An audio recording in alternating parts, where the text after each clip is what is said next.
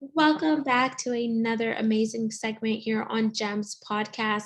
With me today is a special guest, Dr. Shahrzad Nooravi, and I'm going to tell you a little bit more about my special guest. And you already know me, Miss Genesis Amaris Kemp, the founder and host of the platform. So, Dr. Nooravi is a business psychologist, master certified coach, also known as an MCC, and founder and CEO of Strategy Meets Performance, a business consulting firm that partners with leaders of mid-sized to Fortune 500 organizations to help them create engaging, innovative, and productive cultures. Dr. Nooravi has been named Trailblazer of the Year, Citizen of the Year, and a voice to listen to for driving positive change in her community. And today we're going to look at the three model approach to driving a strong, powerful culture. And we're going to dive into the second model, which is drive it. So without further ado, please welcome Dr. Shahrzad Nooravi to GEMS podcast. Thank you so much. It's great to be here. My pleasure, Dr. Shahrzad. And I definitely want to give the audience a chance to connect with you in a fun and personal way before we dive into the meat of the segment. So I like to give two options. The first option is we could do an icebreaker, or the second option, we could play a rapid fire 10 question game. What, what are you in the mood for? What was the first one? An icebreaker? I don't know. I feel like I'd be doing a bigger challenge if I did the 10 question one. Okay, so we're gonna do rapid. No, I'm scared. Don't be scared. So we're doing rapid fire with Dr. Nooravi and Genesis. Question number 1. What is your favorite food? My favorite food has to be Iranian kebab. Okay. Question 2. Do you prefer to cook in a glamorous kitchen, or are you the DoorDash, Uber Eats, and Grubhub type of doctor? 70% I like to cook. I think it feels good to go and buy the produce and prepare the food and share it with your loved ones. And 30%, I love to order in Thai food or sushi and just enjoy it and be done with it. Question 3, dream car, dream home, or if you're like me and a bit selfish, both. Let's go big, both. Question 4, if you could recreate any significant moment in your life, what would it be and why? It would be moments I had with my father, who's no longer here with us. And as a result of that experience, I savor every moment with my mother and my in-laws. I love that. And I can completely resonate with that sentiment because I lost my dad. It'll be 2 years this November. Oh, it's so fresh. I'm so sorry. Oh. Question 5. What is your happy place? I have a few happy places. One is with family and my husband and my Siberian Husky doggy and my, siblings and my niece and nephew. So one is with family. Another one is on the tennis court with the sun, beautiful and blue skies. And I am working on perfecting a skill, and it just makes me feel so alive. Question 6. If you could have lunch or dinner with any person, past or present, who would it be? Maybe Michelle Obama. Question 7. I know you're an author and you have something amazing out. Did you know you always wanted to write a book? Good question. It started formulating in my mind when leaders who I would be working with and giving talks for would ask me, what's the best way to go about working on our culture? The culture is big. It feels ambiguous. where do we start? How do we know we're doing a good job? How do we maintain it?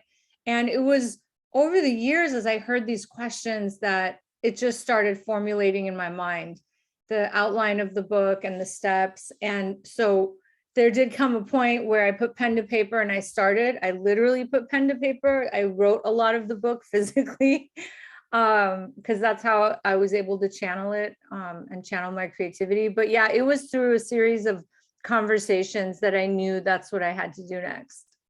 Amazing. Question 8, if you could go back in time and give your younger self a piece of advice, what would it be? Mm, you'll figure it out. Don't worry about it. Question 9, if you could donate to 3 charities of your choice because you just came across a windfall of money, what charities are you contributing to? Oh, great question. So there's 2 organizations I've been supporting very closely over the years. One is Room to Read, and they build schools and libraries in developing countries. And I was particularly interested because there are many countries where after the 5th or 6th grade, there's just no more school for the girls, and the girls go to the farm and they help the family and they get married off early and they don't get an education, and the cycle continues. And so Room to Read is one I've been involved with, both as a past president and also contributing every year. So that's one. The other one is Just in Time for Foster Youth. And that's again for youth. And so many kids, young people, when they term out of the foster care system at 18, who's caring for them? We have to be there for them. And this organization, Just in Time for Foster Youth, does just that and helps them with job training and life and skills training. And I appreciate them so much. And then the third one would probably be around cancer research. Yeah, all of those sound amazing. And the cancer research really resonated with me because one of my family members is currently undergoing her treatments, and she just had a bone marrow transplant, which was such a blessing because sometimes you're on the list for a long time, and hers came really quickly. So we're just so grateful for the person. And I just can't wait till we hit the 1 year mark so we could actually meet the person and thank them for helping. So I What a love, blessing. Congrats to you on that. thank you. So I really love those organizations, and I actually wrote them down so I could look them up. So Room to Read organization, Just in Time for Foster Youth, and anything pertaining to cancer. And now question 10, it's our pass or play question. So if you pass, the roles are reversed and you get to ask me a question.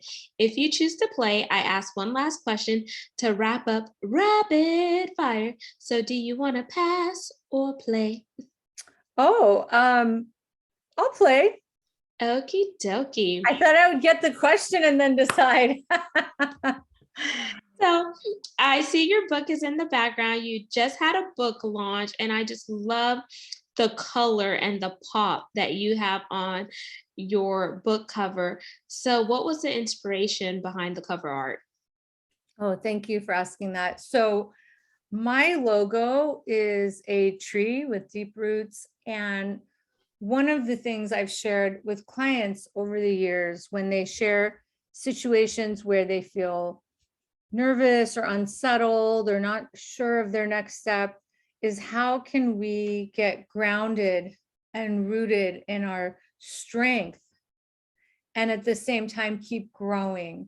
So rooted and growing is a philosophy that I believe in. I've studied mindfulness for over 10 years since the illness and passing of my father. And it informs so much of my philosophy, and I wanted to have it represented in the book because as leaders, as humans, how do we acknowledge and appreciate our strengths and our past experiences, as difficult as they may have been, that have brought us our power today, and be lifelong learners and keep growing?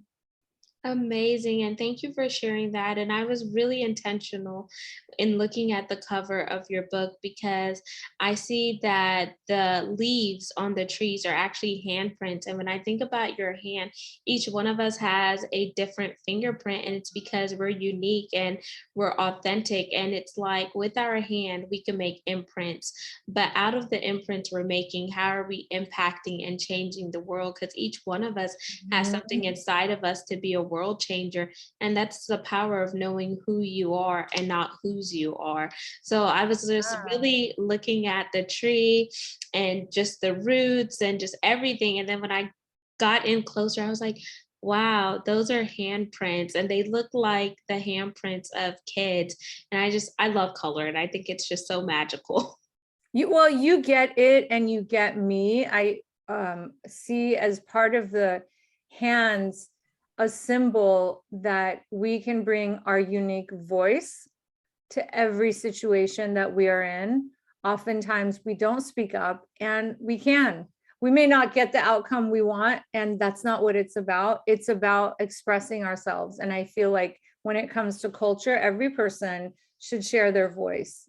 And I don't just believe in a top-down approach, and that is symbolized here. So I feel so great that you get it. Thank you. And I just love like just bringing in cultures because my dad was South American and my mom is West Indian. So just seeing my parents, migrate to the US Mhm. and having to work as hard as they did, and people judge you because of your skin color and not really understanding who you are.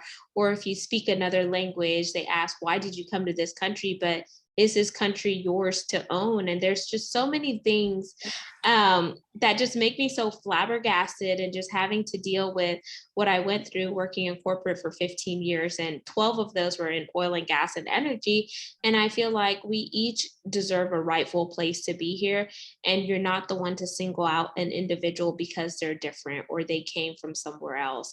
So Absolutely. And how we could create an inclusive workplace, Genesis, where that is valued and appreciated, right? And I was recently in a group conversation, and one woman, she's from Mexico, and she kept saying, "Oh, sorry about I don't speak English that well." And she spoke perfectly well, in my opinion. And I shared with her, so what are you apologizing for? You have learned a second, maybe third language, and you are communicating with us.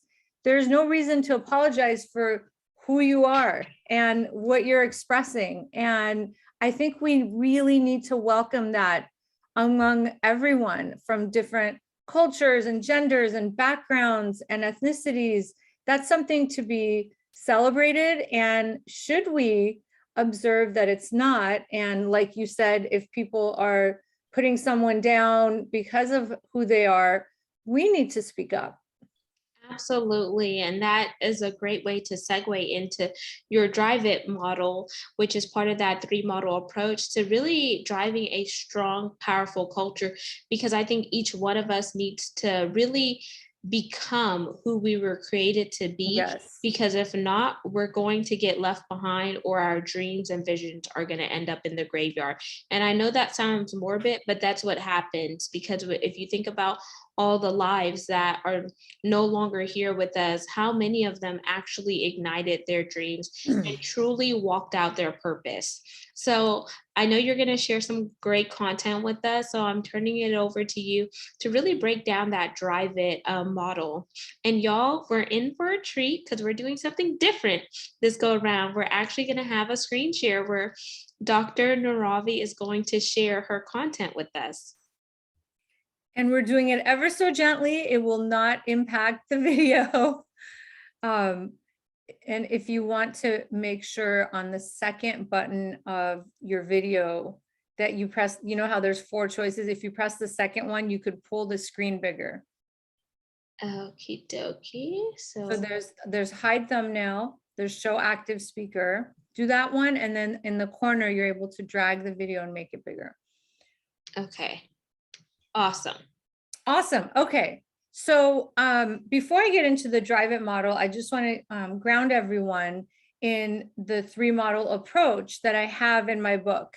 And it's watch it, and they're all acronyms because that, I think, makes it memorable, and it was making it easier to structure. And so watch it, I'm going to show you each one and then we'll dive into drive it. Watch it is a model to examine your company culture. And it talks about walking around, asking people how things are going, getting feedback. There's many things about how to handle one's ego when we do that, because it could hurt a little bit when you get feedback that there's something about your culture that isn't going so well, but it's very important information and there's nowhere to go but up. And how to take charge of yourself and growing your culture. And I actually have 4 checklists that a person can use on their own or with a group of people to look at the culture. One is the physical environment. One is the group dynamics. Who's speaking in meetings? Who's not speaking? What's missing? The company communication. What messages are you getting from the top leadership about the vision and the strategy and the values? And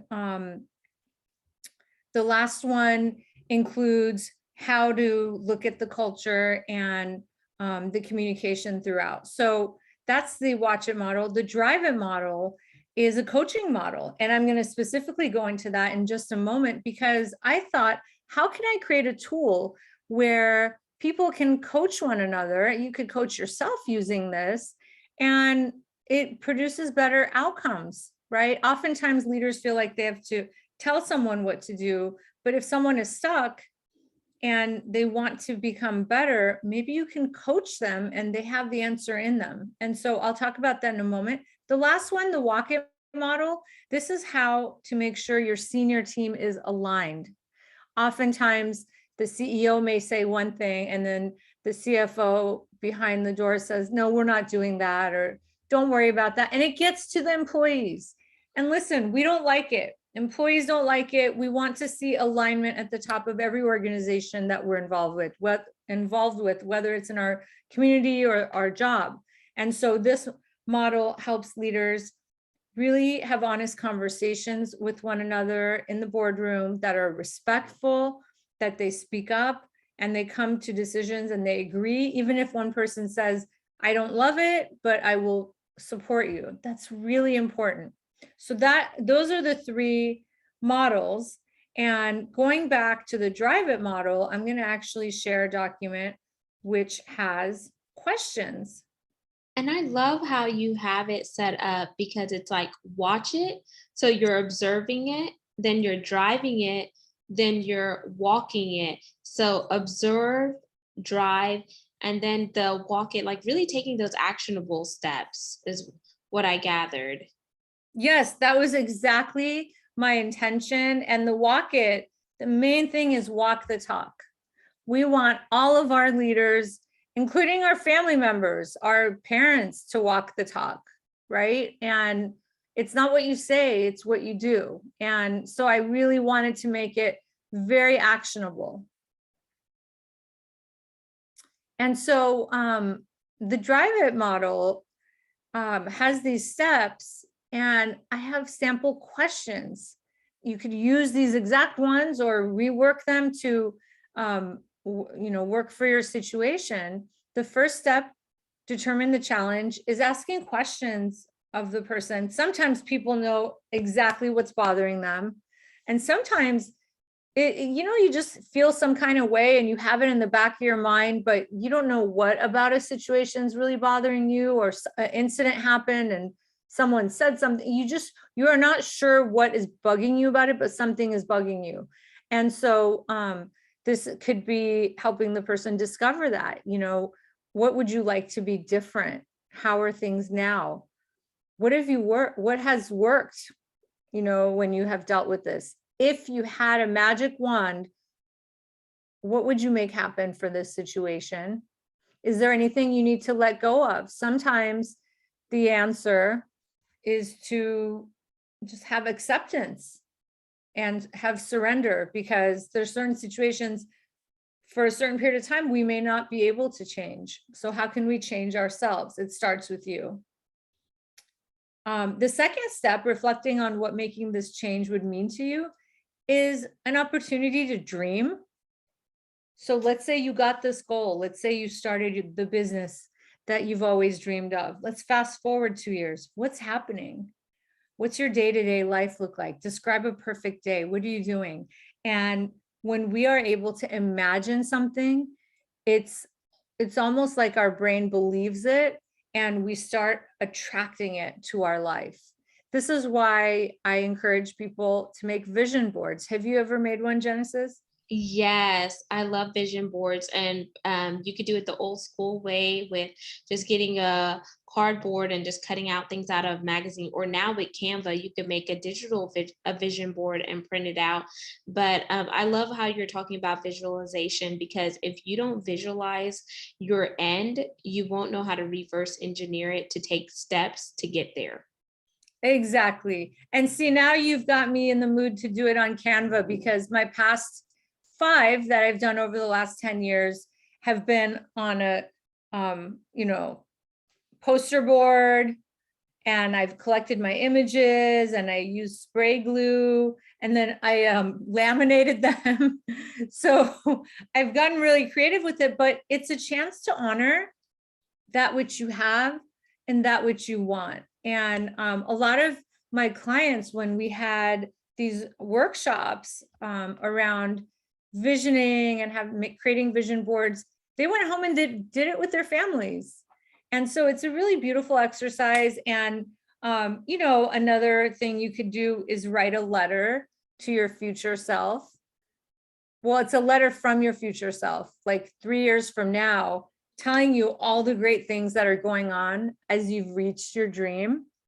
And you write it, you seal it, put it somewhere safe. And that's another way of just dreaming and putting it out there. And so many people have done that, and they found it later and they said, oh my God, so much of that came true. Typically when I do workshops, and people fill it out and seal the envelope, I'll put it away for 6 months and then I drop it in the mail and they're like, what is this? And they tell me so much of it improved. The I is invite a new way of thinking. And oftentimes, Genesis, you know this, I'd love to hear your thoughts. When we're stuck, there's a story we're telling ourselves about it, right? So it could be, I don't know how to do that thing to start a business, or that person's impossible. I'll never be able to make it work. And to improve the relationship. And so we have to take a step back and ask ourselves, how are we looking at this? Is this the best way? Might there be another way? What do you think? So whenever I think about your I think about the paradigms, like what type of paradigm are you listening to? And is that paradigm really adding value to you? Or is it causing you to be distracted and derail from the task at hand and the mission up ahead? And so whenever you think about the I want to think about things that are innovative. I want to think about things that allow my ideas to flourish, where I don't just take my ideas from an idea standpoint, but I make it into a concept and I'm building upon it and I'm actually seeing it come to fruition. And I do come from a religious and spiritual background. So whenever I really see the I was like, okay, it reminds me of the eye of the needle. And if you think about that, if you're playing darts, everyone wants to hit that solid circle because it's like bullseye. So you really have to find your clarity within the eye. You have to be focused, and with focus comes persistency, consistency, and determination. I love that. Yeah. And here's the thing. If there's something you want to do, give it your all, go big, and don't be overly attached to outcomes, because you may get an outcome that's great, but different than the one that you wanted. But if you know you gave it your all, it's a chance to reframe failure, right? Often, I don't even use that word. People will say, what if I fail? What does that exactly mean? Because there's so many outcomes that come that are part of our path. And have you ever read The Alchemist? I have not, but is that by Bob Proctor? No, I Okay. don't have the author off the top of my head, but it's a bestseller, The Alchemist. It's a short story, very short, very memorable. And it's about how there are things in our path that are meant to be in our path until we get to the end of that particular journey. And we always think it should be this linear line, but there's so much learning along the way that is more powerful than we would recognize. And um, you are growing. We're growing through every process. I love that. And I always tell some of my clients is just think of life as a roller coaster. There's going to be highs and lows, there's going to be zigzags, there's going to be ups and downs. But what are you learning at each point in life? And Mm. how can you take those life lessons and build upon it? Because that's where your personal development comes. But when you have that personal development, it helps in the professional development as well. Yeah. And then the other ones, valiantly get out of your comfort zone, is being really clear when you're doing something new. You probably didn't have the natural energy for it at some point, and you'll have to get out of your comfort zone, right? So me writing this book was one thing, but then the whole marketing aspect of it and being on social media all the time and getting everyone excited about it. I normally post of pictures of nature, like mindfulness, nature meditation. And here I am posting about the book all the time. It was a bit out of my comfort zone. Now I'm saying, I kind of like it. It's fun. People like when you share big goals and inspire them. So in the beginning, some things may be hard, but that's okay. It's part of the process. Engaged support is huge because there are family and friends and colleagues and future colleagues who want to help us. And it's okay to ask for help and also be there for others when they want to grow. And initiate the first step is all about what's one tiny step that you can take, whether it's looking something up online, contacting an old friend to ask about this thing you want to do, and then transform my thinking to prepare for challenges. This kind of reminded me of what you were just saying. Any big goal is going to have the ups and downs, like you said, the tough days. Why don't we proactively know that? And that way we're less surprised and we'll, be able to say, oh, there's that tough day, right? So if someone asked me, Shahrzad, how do I go about writing a book? In the very beginning stages, I would share, start writing it, whether it's writing it, whether it's typing it, whether it's dictating it, do it the way that feels natural to you. And there are times you may feel stuck. And I would give suggestions for what to do around those times. So just by talking to people, we get some clues and we see, oh, okay, yeah, she warned me about this. Okay, I'm okay. Absolutely. And I love how you took the time to really go through the Drive It method. And for the community, Dr. Nooravi, she actually challenged yes, the host, to doing this screen share. And it's been so great because I like how not only was I able to see it, but for those who are listening to it on the video component, you'll be able to see this as well. And you could really take notes and have your own reflection period based on the content that was delivered today, because that is going to be an action step. In order for this to stick with you and to stick today, you must begin to write down how each one of these evokes something in you. What did you feel when you heard it? How are you going to apply it in your personal life? How are you going to apply it in your business? Whether you're building a side hustle or maybe you're working for an employer and then you're building your business on the side, to really make that transition in order to have true transformation. And now we're going to jump into the CTA part of the conversation, which is the call to action. So, Dr. Nooravi, what is your call to action for our audience? Outside of course, we're going to tell them to get the book and support you, but do you have a challenge for them or something that will cause them to just, get up and say, you know what, I need to watch it, drive it, and walk it? Thank you for that question. My call to action might be different for a person who is a company leader than someone who is working in an organization or maybe even in school.